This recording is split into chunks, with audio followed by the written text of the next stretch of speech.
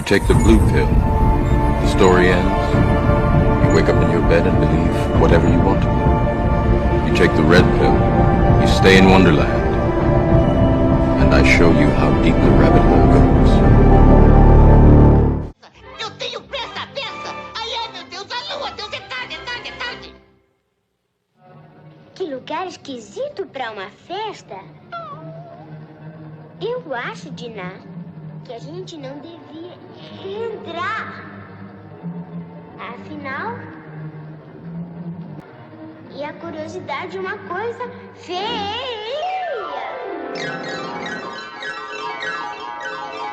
Adeus, Dinah. Adeus.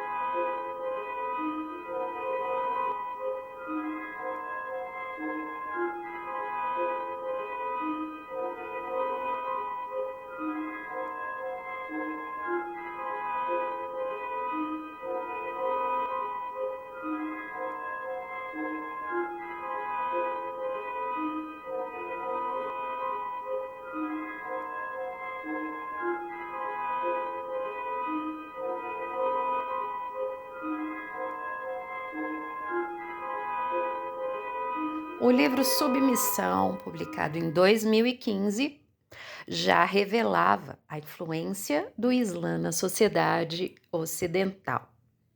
A sinopse do livro diz o seguinte: França, 2022. Depois de um segundo turno acirrado, as eleições presidenciais são vencidas por Mohammed Ben Abbas, o candidato da chamada Fraternidade Muçulmana. Carismático e conciliador, Ben Abbas agrupa uma frente democrática ampla, mas as mudanças sociais no início, imperceptíveis, aos poucos se tornam dramáticas. François é um acadêmico solitário e desiludido, que espera da vida apenas um pouco de uniformidade. Tomado de surpresa pelo novo regime islâmico, ele se vê obrigado a lidar com essa nova realidade, cujas consequências, ao contrário do que ele poderia esperar, não serão necessariamente desastrosas. Comparado a 1984 de George Orwell e Admirável Mundo Novo de Aldous Huxley, Submissão é uma sátira precisa e devastadora sobre os valores da nossa sociedade. É um dos livros mais impactantes da literatura atual.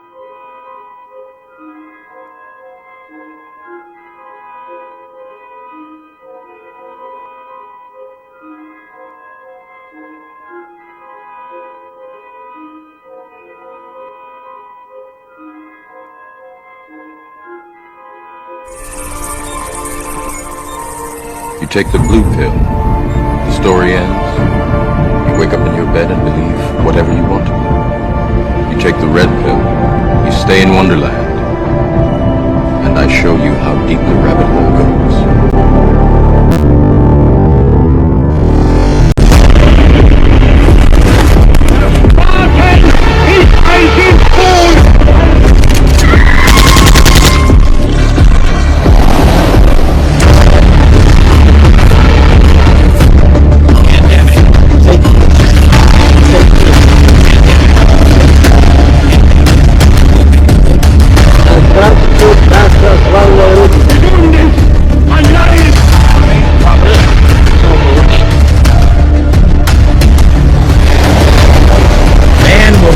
What he was born to be, free and independent. Remember the 5th of November, the gunpowder, treason and plot. I know of no reason why the gunpowder treason should ever be forgotten. É o mundo que acredita ser real para que não perceba a verdade. Que verdade? Como todo mundo, você nasceu em cativeiro.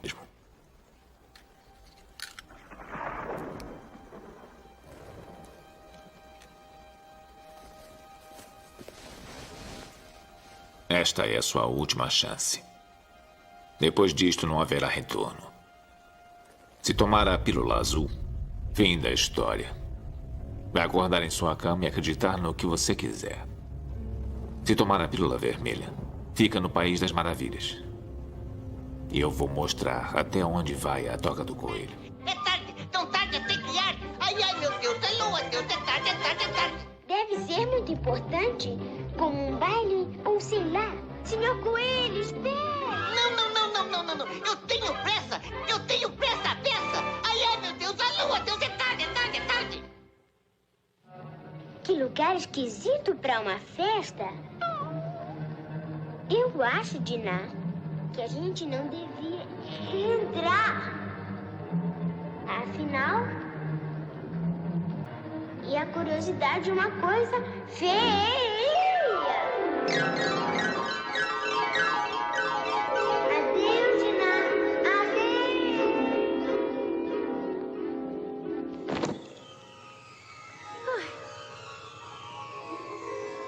Depois disso, eu hei de me acostumar a rolar da escada.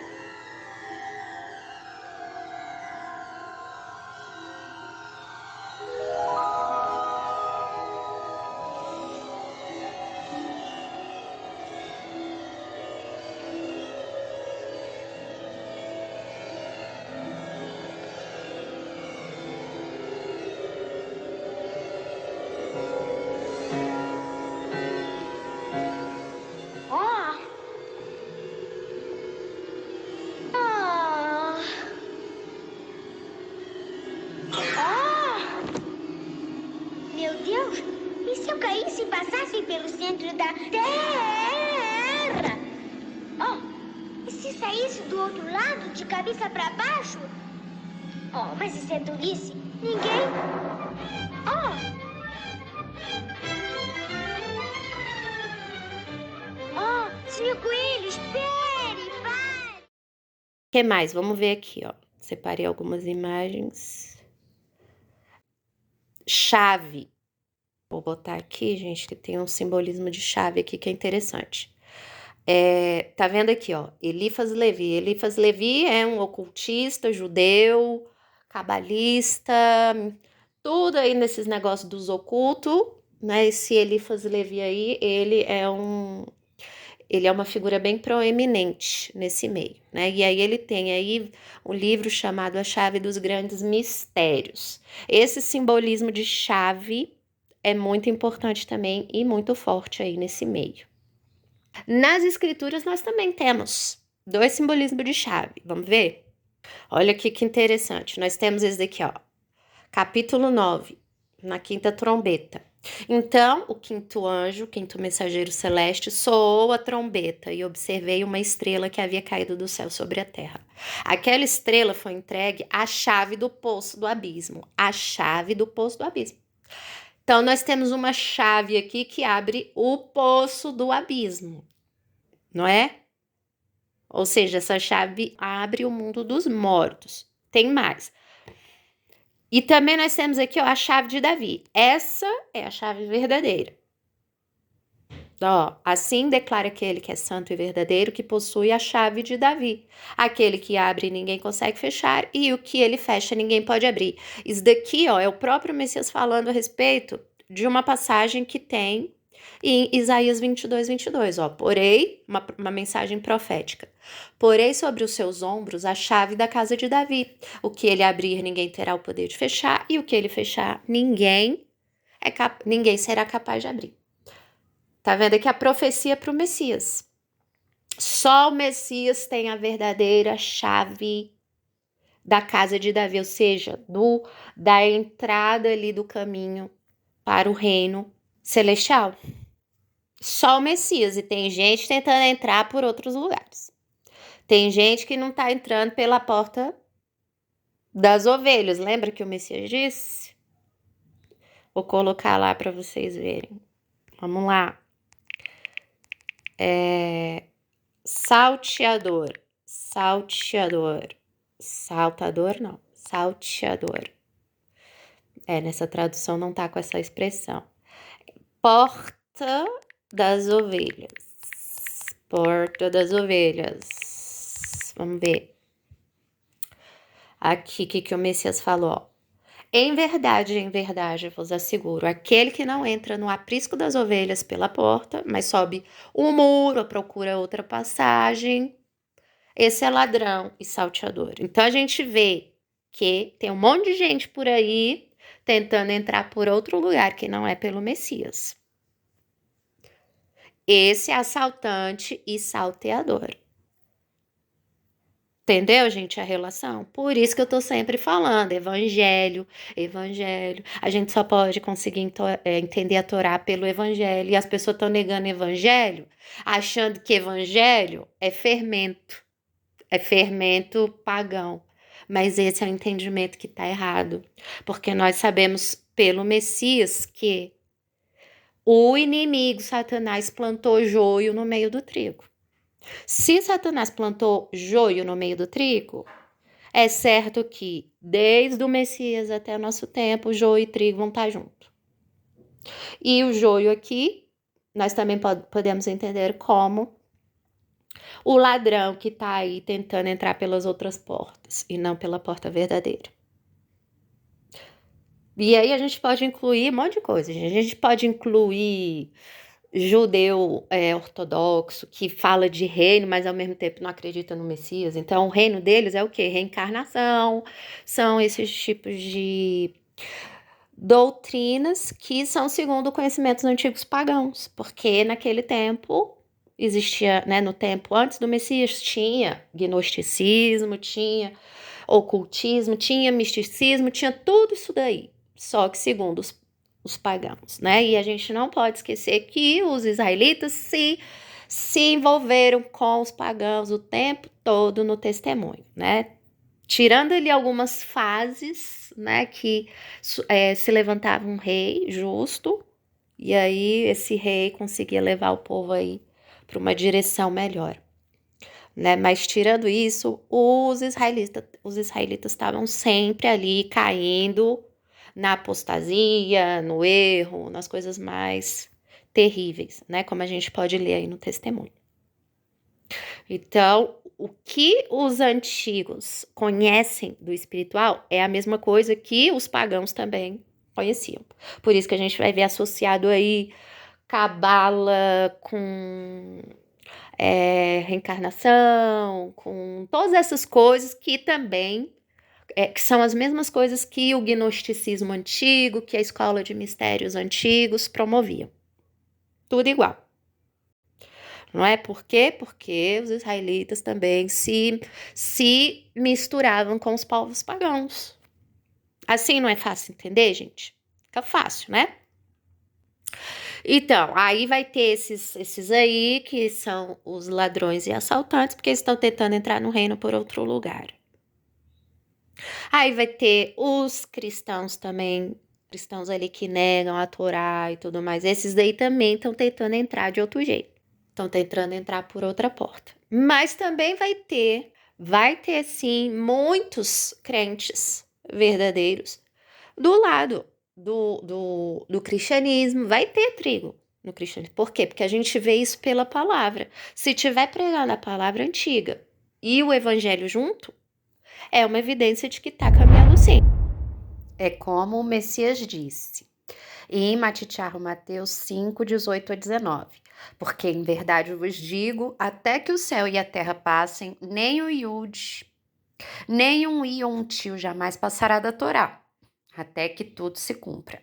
Aquele, pois, que violar um desses mandamentos, posto que dos menores e assim ensinar aos homens, será considerado mínimo no reino dos céus, será considerado pequeno. Aquele, porém, que os observar e ensinar, será considerado grande no reino dos céus. Então, é questão de galardão e não de eleição e salvação. Entendeu a diferença? Por isso que a gente tem que ter temor, para saber discernir os espíritos.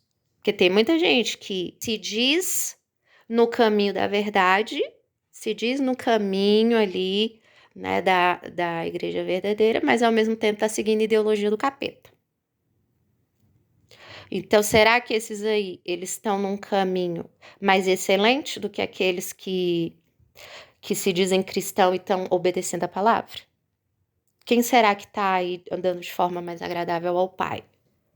Né? É assim que a gente tem que aprender, porque a palavra ela vem em primeiro lugar. A obediência vem em primeiro lugar, como a gente viu acontecendo com Daniel e os amigos lá na Babilônia. Eles estavam na Babilônia. Eles estavam morando lá no meio de gente pagã. E o que aconteceu? Eles fizeram revolução e revolta lá? Não, né?